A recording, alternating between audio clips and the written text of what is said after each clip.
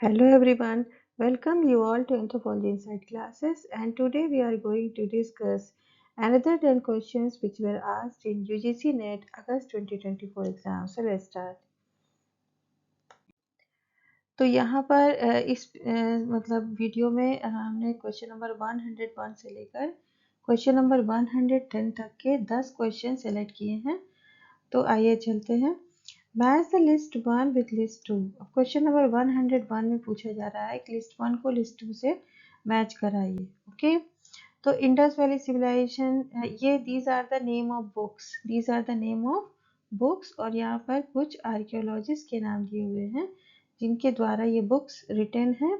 तो ये इन्होंने इन बुक्स को लिखा है, तो आपको मैच कराना। ओके, तो the Indus valley civilisation, this book, ये एक आर्कियोलॉजी बुक है, and this book was written by, यहाँ पर हो जाएगा मॉर्टिमर व्हीलर। ठीक है, तो इंडस वैली सिविलाइजेशन में मॉर्टिमर व्हीलर की 2 बुक थी, और ये मॉर्टिमर व्हीलर से जुड़ जाएगा इंडस वैली सिविलाइजेशन। इसमें दूसरे और मतलब आर्कियोलॉजिस्ट का भी इंडस वैली सिविलाइजेशन से जुड़ी हुई तमाम बुक्स है, पर यहाँ पर ये ऑथर्स दिए हुए हैं, इसमें मॉर्टिमर व्हीलर का इनसे जुड़ेगा, मीन्स मैच कराएंगे। तो मॉर्टिमर व्हीलर होगा, the Indus valley civilisation book written by Mortimer Wheeler. इस टॉपिक पर मॉर्टिमर व्हीलर ने 2 बुक्स लिखी थी इंडस वैली सिविलाइजेशन पर। ठीक है, द आर्कियोलॉजी ऑफ इंडिया, ये जो बुक है इसको लिखा था डीपी अग्रवाल ने। द आर्कियोलॉजी ऑफ इंडिया को लिखा था डीपी अग्रवाल ने। ओके, तो ये भी हमने इसका एक वीडियो भी बनाया था आर्कियोलॉजी बुक्स की, तो उसमें आपको ये बुक्स मिल जाएंगी। The roots of ancient India, the roots of ancient India and south Indian megaliths. ठीक, तो साउथ इंडियन मेगालिथ्स जो है आपका ए पर पोला हो जाएगा, and roots of ancient India हो जाएगा फेयर सर्विस। ठीक है, अब देख लेते हैं इंडस वैली सिविलाइजेशन को हमने मॉर्टिमर व्हीलर से लगाया, मीन्स ए का फोर्थ एक ही जगह है। ऑप्शन नंबर 1 करेक्ट है, ऑप्शन नंबर 1 करेक्ट है। तो इसमें हम देख लेते हैं, ऑप्शन नंबर 1 करेक्ट है। ए का फोर्थ हमने बोला था मॉर्टिमर व्हीलर, बी का 3 बोला था डीपी अग्रवाल, सी का 2 बोला था Fairservis, roots of ancient India. ठीक है, एंड साउथ इंडियन मेगालिथ्स का पारपोला बोला था, और ये करेक्ट है। ठीक है, तो ऑप्शन 1 जो है करेक्ट आंसर है, तो ये आप इसकी याद कर लीजिएगा। देन क्वेश्चन नंबर 2 है 102। यहाँ पर कुछ प्राइमेट्स के नाम दिए हुए हैं और उनके हैबिटेट से, मीन्स उनका जो डिस्ट्रीब्यूशन है डिफरेंट पार्ट्स ऑफ वर्ल्ड में, उससे आपको मैच कराना है। तो यहाँ पर भी मैच कराने वाला क्वेश्चन है। तो मार्मोसेट्स हैं, लीमूर्स हैं, ओरंगुटान्स हैं, एंड गोरिल्ला है। ठीक है, इसमें कि लीमूर्स जो होते हैं वो स्ट्रेप्सिडाइन से बिलोंग करते हैं, या आप कह सकते हैं प्रोजीमियन से बिलोंग करते हैं, और स्ट्रेप्सिडाइन से बिलोंग करते हैं। ठीक है, 2 तरीके के क्लासिफिकेशन हुए थे।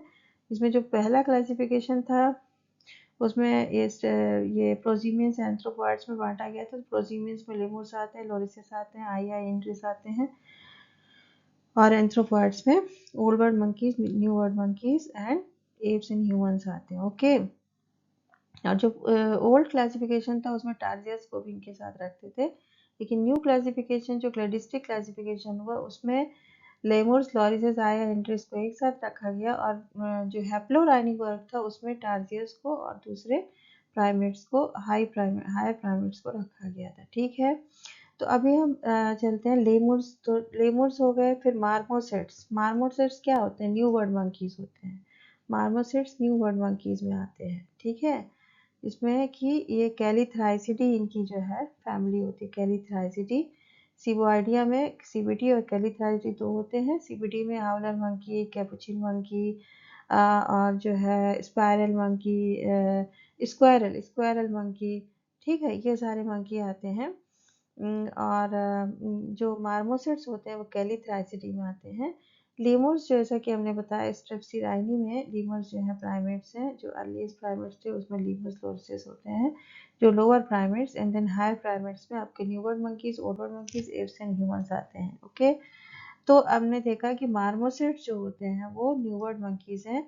तो न्यूवर्ड मंकीज हैं, तो न्यूवर्ड मंकीज जो है आपको अमेरिका में मिलते हैं। ठीक है, और लीमूर्स जो होते हैं वो सिर्फ अफ्रीका के मेडागास्कर में लीमूर्स का जो है डिस्ट्रीब्यूशन पाया गया है। तो लीमूर्स का हो जाएगा मेडागास्कर, मार्मोसिट्स होगा अमेरिका, और अमेरिका का यहाँ ऑप्शन दिया ही नहीं है, यहाँ पे साउथ अमेरिका में पाए जाते हैं, जबकि यहाँ पर साउथ अफ्रीका लिखा हुआ है। ये होना चाहिए अमेरिका, ठीक है। और इसीलिए क्वेश्चन ये डिक्लाइन भी कर दिया गया इसी, क्योंकि यहाँ ऑप्शन ही गलत दिया हुआ है, ठीक है। तो मार्मोसेट्स हो जाएगा साउथ अमेरिका, ठीक है। साउथ अमेरिका के ब्राज़ील में सबसे ज़्यादा ये पाए जाते हैं। दूसरे भी कंट्रीज जिसमें कि कोलंबिया है, पेरू है, वहाँ भी है, लेकिन ब्राज़ील में सबसे ज़्यादा इनका डिस्ट्रीब्यूशन पाया जाता है, ठीक है। लीमूर्स हमने देखा मेडागास्कर, जो कि जो है अफ्रीका है, ठीक है। एंड ओरंगुटान्स जो होते हैं वो एशिया में पाए जाते हैं। ये बोर्नियो एंड सुमात्रा, ठीक है, बोर्नियो एंड सुमात्रा में पाए जाते हैं, इंडोनेशिया के बोर्नियो एंड सुमात्रा में। देन गोरिल्ला जो है वो वेस्ट एंड सेंट्रल अफ्रीका के, गोरिल्ला जो है अफ्रीका के, गोरिल्ला, चिंपांजी, ये सभी अफ्रीका के। ओरंगुटान सिर्फ एशिया में पाया जाता है, गिब्बन भी एशिया में पाया जाता है, ओके। तो ये हो गया, तो हमने मैच करा दिया मार्मोसेट्स को, यहाँ साउथ अमेरिका होगा, ब्राज़ील। देन लीमर्स का हो गया मेडागास्कर, लीमर्स का हमेशा मेडागास्कर ही होगा, ठीक है, अफ्रीका के मेडागास्कर में रहते हैं ये। देन औरंगुटान्स आपका बोर्नियो एंड सुमात्रा होगा। सियामिंग भी जो होते हैं, जो गिब्बन के साथ सियामिंग होते हैं, वो भी बोर्नियो और सुमात्रा में पाए जाते हैं, ठीक है। और गोरिल्ला को हमने यहाँ वेस्टर्न एंड सेंट्रल अफ्रीका से मैच करा है, western and central Africa, west central Africa कह सकते हैं, ओके। तो ये हो गया, तो मार्मोसेट्स हो गया, ए का होगा 4th, लीमर्स का हो जाएगा मेडागास्कर, बी का 1, सी का हो जाएगा 3, बोर्नियो सुमात्रा, एंड डी का हो जाएगा 2, west central Africa. Third option correct है, लेकिन क्योंकि यहाँ पर ऑप्शन ही गलत दिया था इसलिए इसको डिक्लाइन कर दिया गया था, ओके। यहाँ साउथ अमेरिका होगा, ओके। देन नेक्स्ट क्वेश्चन की तरफ चलते हैं। क्वेश्चन नंबर 103 दिया है, the Budha Pushkar lake site in the desert is in the Thar desert, Thar desert, ठीक है, बुधा पुष्कर राजस्थान के थार डिजर्ट में है, is situated with the evidence of reduction in tool size between, ठीक। अब कह रहा है कि बुधा पुष्कर लेक साइड जो थार डिजर्ट में है वो associated with evidence of reduction in tool size. अब टूल साइज में रिडक्शन शो करता है, यहाँ के जो एविडेंस पाए गए हैं उसमें रिडक्शन शो करता है टूल साइज में, वो उसमें से किससे मैच करेगा। तो जैसा कि फर्स्ट ऑप्शन है एबीविलियन एंड एचुलियन, जब आप यूरोपियन कल्चर पढ़ रहे थे तो एबीविलियन से एचुलियन की तरफ जब पढ़ते हैं तो हमको रिडक्शन टूल साइज में मिलता है, but here in case of India Abbevillian Acheulian का यहाँ पर कोई रिलेशन नहीं है, ओके। चॉपर्स एंड क्लीवर्स पे अगर आते हैं तो ये लोअर पैलिथिक कल्चर से बिलोंग करते हैं, जबकि हम बुधा पुष्कर लेक की बात कर रहे हैं, और बुधा पुष्कर लेक जो है थार डिजर्ट की, ये मिडिल एंड अपर पैलिथिक को शो करती है, मिडिल एंड अपर पैलिथिक को, ठीक है। बेसिकली ये आप मिडिल पैलिथिक साइट है, लेकिन जो लेटेस्ट फाइंडिंग्स हैं उसमें ये अपर पैलिथिक साइट में भी इसका इंक्लूजन हुआ है, ओके। तो चॉपर्स एंड क्लीवर्स नहीं होंगे क्योंकि ये लोअर पैलिथिक टूल्स हैं, और ये इसमें साइज में कोई भी बहुत बड़ा चेंज नहीं आता, थोड़ा सा रिडक्शन साइज में, पर these belong to lower Paleolithic culture, okay। Then flakes and blades and axes and cells बचते हैं। flakes and blades right option होगा, क्योंकि flakes जो है आपके मिडिल पैलिथिक कल्चर के, ब्लेड्स आपके अपर पैलिथिक कल्चर के, इन दोनों से बिलोंग करती है बुधा पुष्कर लेक। और यहाँ पर हमको रिडक्शन शो करता है टेल्स, मतलब जो टूल के साइज में है। फ्लेक्स बड़े होते हैं ब्लेड से, ठीक है, ब्लेड से बड़े होते हैं। फ्लेक्स में फर्दर जो है रिटैचमेंट किया था तब ब्लेड्स बनते हैं, ओके। ब्लेड्स की एक स्पेसिफिक साइज होती है, स्पेसिफिक लेंथ एंड ब्रेड्थ होती है, और 5 सेंटीमीटर देन लेंथ होती है, ओके। देन यहाँ पर क्या है, फ्लेक्स जो है थोड़ा बड़े होते हैं तो इनसे रिडक्शन शो करता है, ठीक। तो मिडिल पैलिथिक में स्क्रैपर्स हम लोगों ने पढ़ा था, बोरर्स ब्यूरिंस पढ़ा था, और उसमें फिर फर्दर रिटचिंग करके, फर्दर फ्लेकिंग करके ब्लेड्स बनाए गए अपर पैलिथिक कल्चर में, उनमें साइज थोड़ा रिड्यूस हो गई, knife points, blade points, leaf points बने, तो ये और ब्यूरिन्स एंड बोरर्स भी बने प्लेट्स पर, तो इनमें साइज का हमको कमी दिखाई देता है। तो flakes and blades is the right option. Axes and celts के नियोलिथिक कल्चर से बिलोंग करते हैं, तो यहाँ पर से कोई मतलब ही नहीं है। तो थर्ड ऑप्शन करेक्ट है, थर्ड ऑप्शन करेक्ट है, क्योंकि ये middle and upper palaeolithic site है और मिडिल एंड अपर पैलेथिक से फ्लेक्स एंड ब्लेड्स ही बिलोंग करते हैं। और वहाँ पर साइज में हमको फर्दर रिडक्शन दिखाई देता है। फ्लेक्स में थोड़ा बड़ी साइज के होते हैं, ब्लेड्स में थोड़ा छोटे हो जाते हैं। ओके, देन क्वेश्चन नंबर 104 देख लेते हैं। What is true about the first discovery of Australopithecus. जैसा कि आप जानते हैं ऑस्ट्रेलोपिथेकस की जो पहली डिस्कवरी हुई थी, ऑस्ट्रेलोपिथेकस अफ्रीकानस कहते हैं, वो साउथ अफ्रीका से हुई थी। ठीक है, साउथ अफ्रीका से हुई थी 1924 में by Raymond Dart, by Raymond Dart. तो ये सही होगा, रेमंड डार्ट के द्वारा हुआ था। ठीक है, 1924 में। तो फॉसिल वॉज ऑफ चाइल्ड, ये भी सही है क्योंकि वो टोंग चाइल्ड का था, टोंग बेबी कहते हैं। It belongs to a robustus category, ये गलत है।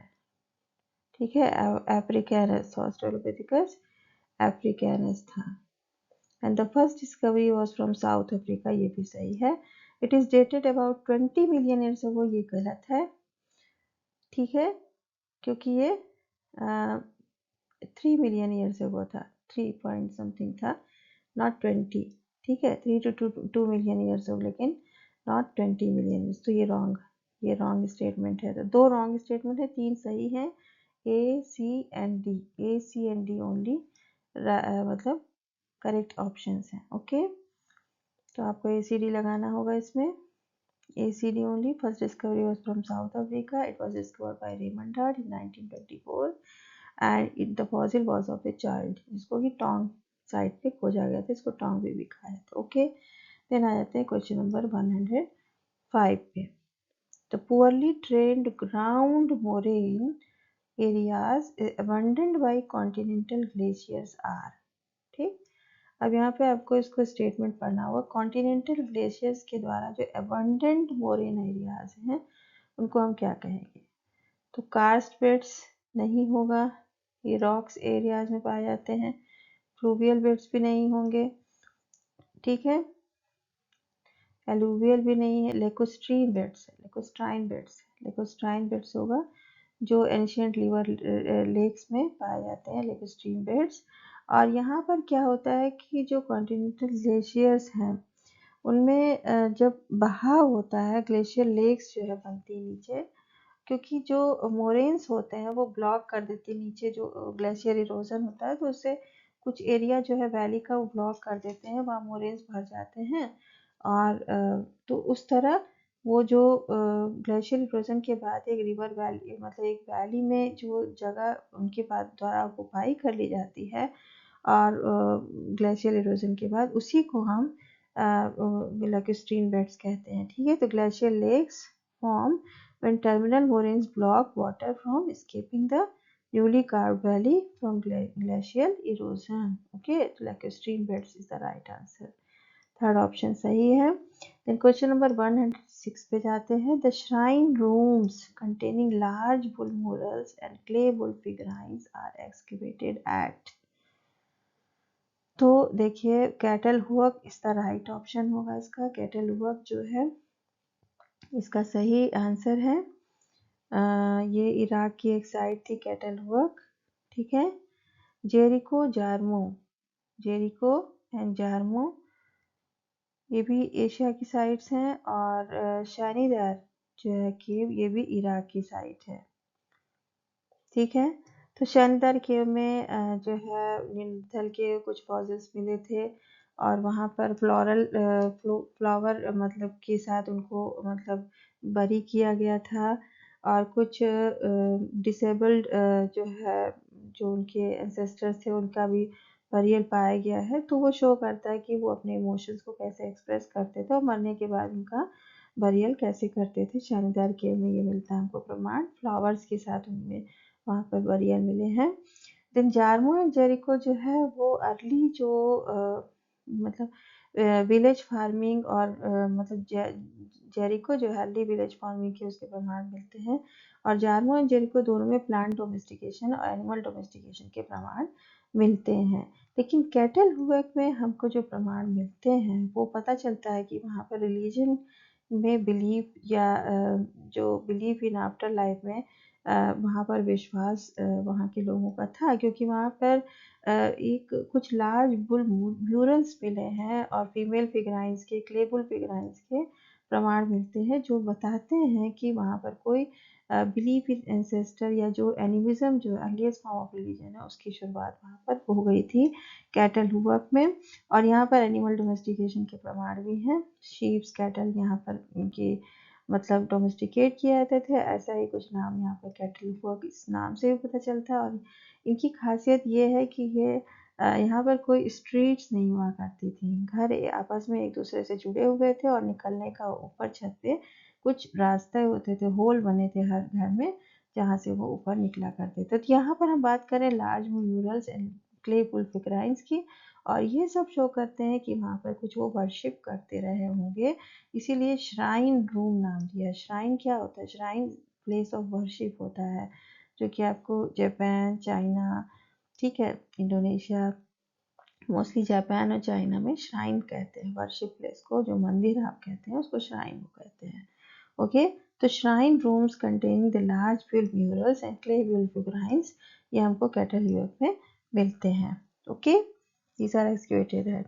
तो worshipping place, type of worshipping place हमको मिलता है और कैटल हुक में, बाकी जगहों में नहीं मिला है।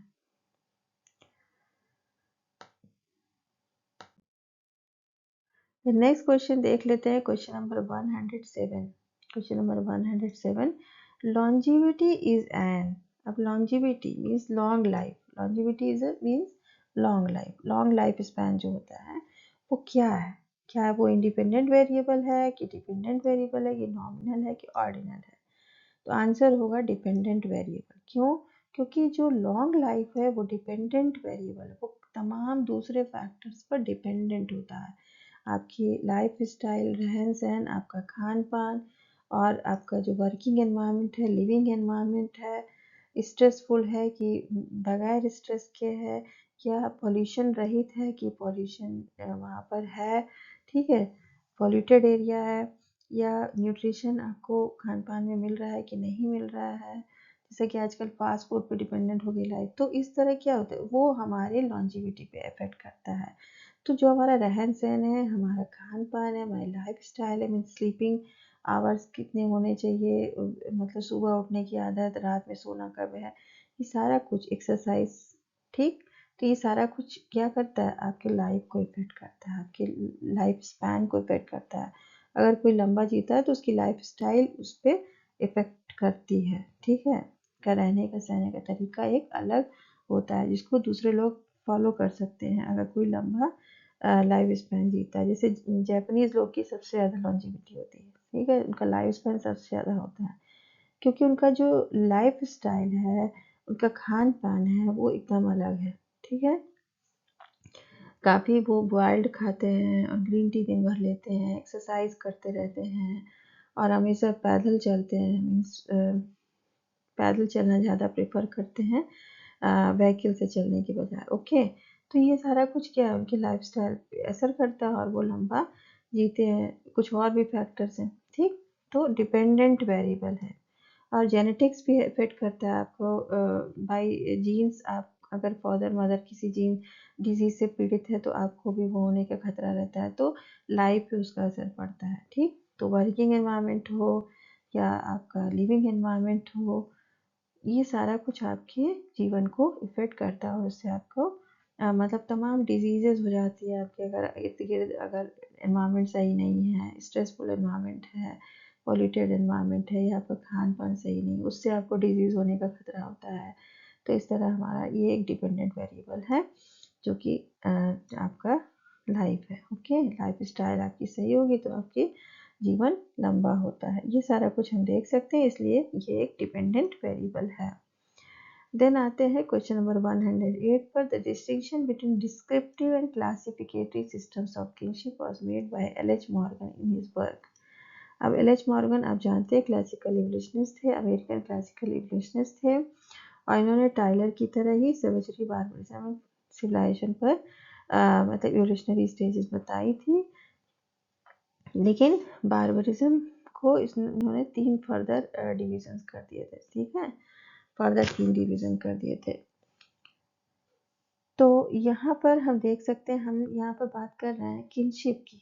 किनशिप के में इन्होंने 2 टर्मिनोलॉजी दी थी, डिस्क्रिप्टिव एंड क्लासिफिकेटरी। क्लासिफिकेटरी जो सिस्टम था उसमें तमाम रिलेटिव्स को एक ही नाम से संबोधित करते थे।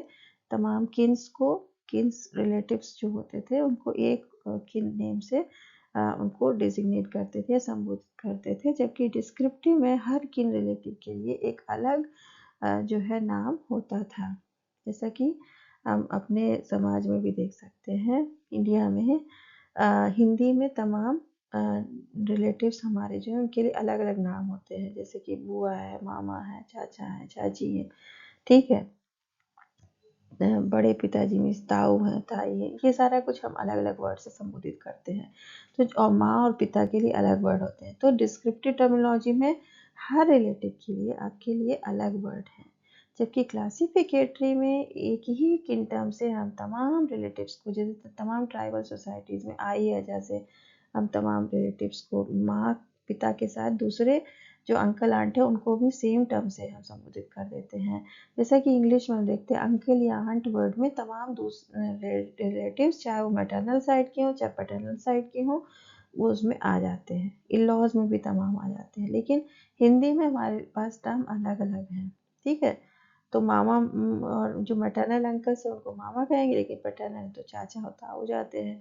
तो इस तरह हमारे पास तो डिस्क्रिप्टिव टर्मिनोलॉजी और क्लासिफिकेटरी, ये 2 तरीके की टर्मिनोलॉजीज उन्होंने इराकीज में स्टडी की थी, इराकीज इंडियंस पे।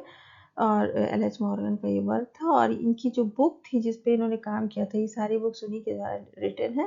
लेकिन जिस बुक में इन्होंने ये 2 सिस्टम टर्मिनोलॉजी के लाए थे, मीन्स किनशिप टर्मिनोलॉजी के, वो बुक का नाम है system of consanguinity and affinity. System of consanguinity and affinity, ये भी किनशिप टर्म्स है। कंसंग्यूनियल किनशिप और फाइनल किनशिप, 2 तरीके की किनशिप होती है। कंसंग्यूनिटी में, कंसंग्यूनियल किनशिप में आपके ब्लड रिलेटिव्स आते हैं, और फाइनल रिलेटिव्स में जो मैरिज के द्वारा मैरिटल पार्टनर्स आते हैं, मैरिज के द्वारा जो आपके संबंध बनते हैं 2 फैमिलीज में, वो सारे रिलेटिव्स फाइनल रिलेटिव्स होते हैं। ओके, तो ये कॉन्जुगल रिलेटिव्स भी इनको कहते हैं, कंसंग्यूनियल और कॉन्जुगल भी कहते हैं, फाइनल भी कहते हैं। ओके, तो इस बुक में इन्होंने ये डिस्क्रिप्टिव और क्लासिफिकेटरी सिस्टम ऑफ किनशिप दिया था। तो नेक्स्ट क्वेश्चन पे आ जाते हैं। Question number 109. Arrange the distribution of A, B, AB, and O blood group from high to lowest frequency among the world populations. अब O A ये जानते हैं आप 4 ब्लड ग्रुप होते हैं, और इनमें सबसे ज़्यादा फ्रीक्वेंसी किसकी है, फिर सबसे कम किसकी है, इसकी तरफ बढ़ना है। तो हाईएस्ट से लोएस्ट की तरफ बढ़ना है। स्टेटमेंट आप ध्यान से पढ़ लीजिए, हाईएस्ट टू लोएस्ट। अगर जस्ट का उल्टा होगा तो लोएस्ट टू हाईएस्ट पढ़ना होगा, लेकिन यहाँ पर हाईएस्ट टू लोएस्ट दिया हुआ है। तो एमंग द वर्ल्ड पॉपुलेशन सबसे हाईएस्ट जो फ्रीक्वेंसी जिस ब्लड ग्रुप की होती है वो होता है ओ ब्लड ग्रुप। ठीक, देन नेक्स्ट हाईएस्ट होता है A, then B, and then last होता है जो लीस्ट फ्रीक्वेंट होता है, वो क्या होता है, ए बी। ठीक, ए बी सबसे कम होता है। ठीक है, तो सबसे लोएस्ट फ्रीक्वेंसी किसकी है, ए बी की है। सबसे हाईएस्ट किसकी है, ओ की है। ठीक, तो ये नंबर 1 है, फिर ये 2 है, ये 3 है, एंड ये 4th नंबर है। तो 1 पे चलेंगे तो ए, फिर डी, फिर सी, फिर B, A D C B, A D C B, A D C B is the right answer. Okay, तो ए डी सी बी आप चेक कर लीजिए। द नेक्स्ट क्वेश्चन है, the prehistoric rock art at Bhimbetka the world heritage site depicts. अब देखिए भीमबेटका क्या है, एक अपर पैलेथिक साइट है, इंडिया की अपर पैलेथिक साइट है, जहाँ पे हमको केव पेंटिंग्स मिली हैं, रॉक आर्ट मिले हैं, केव पेंटिंग्स मिली हैं, और ये एक वर्ल्ड हेरिटेज साइट है। ठीक, अब यहाँ पर देखते हैं कौन कौन से एविडेंसेस मिले थे। ठीक, तो ह्यूमन फिगर्स है, प्रेग्नेंट वीमेन है, farming activities, warriors and horses, animals such as rhino, boar and elephant. तो जब आप अपर पैलेथिक कल्चर को पढ़ रहे थे तो आपने देखा था कि जो उस समय का वातावरण था, जो उसमें एनिमल्स उस समय पाए जाते थे, उसमें राइनो, बोर और एलिफेंट सामान्य थे, ठीक है। तो ये उसमें पाए जा रहे थे उस समय के एनवायरनमेंट में। तो उस समय जब ये एनवायरनमेंट में पाए जा रहे थे तो animal such as rhino, boar, elephant तो आपको एविडेंस में मिलेगा ही। वॉरियर्स ऑन हॉर्सेस नहीं मिलेंगे क्योंकि उसमें कोई ऐसे वॉरियर्स नहीं थे, ये कल्चर नहीं था। ये जब आपका इंडस वैली सिविलाइजेशन आता तब आपको वॉरियर्स मिलते हैं, तो ये रॉन्ग है। देन फार्मिंग एक्टिविटीज़ भी नहीं है क्योंकि अपर पैलेथिक कल्चर फार्मिंग आपकी स्टार्ट होती है नियोलिथिक कल्चर से, ओके। तो नियोलिथिक तो ये भी गलत है। प्रेग्नेंट वुमेन राइट है और ह्यूमन फिगर्स भी राइट है, ठीक। तो ये क्योंकि ये सारी चीज़ें उस समय की आर्ट में आपको मिल रही है, पर फार्मिंग नहीं मिलेगा क्योंकि उसमें कल्चर ही नहीं था फार्मिंग का। वॉरियर्स नहीं मिलेंगे क्योंकि उसमें वॉरियर्स थे ही नहीं। तो सीधा सीधा है कि human figures, pregnant women and animals such as rhino, boar and elephant. तो ए बी एंड ई होगा। A B E second option है, A B and E right answer है, ओके। सेकेंड ऑप्शन करेक्ट है। So this was all about this lecture. Meet you next video. Thank you very much.